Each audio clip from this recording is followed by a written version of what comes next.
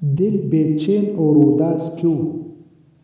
صرف مال کی کمی، ضروریات کے پورا نہ ہونے اور محبتوں کے چکر میں ہی دل اداس نہیں ہوتے، بلکہ اللہ کے حق میں کمی کرنے سے، نمازیں چھوڑنے سے، جھوٹ بولنے سے، قرآن کو نہ پڑھنے سے، خیانت کرنے سے، یہاں تک کہ گانے سننے سے بھی دل کا سکون رخصت ہو جاتا ہے۔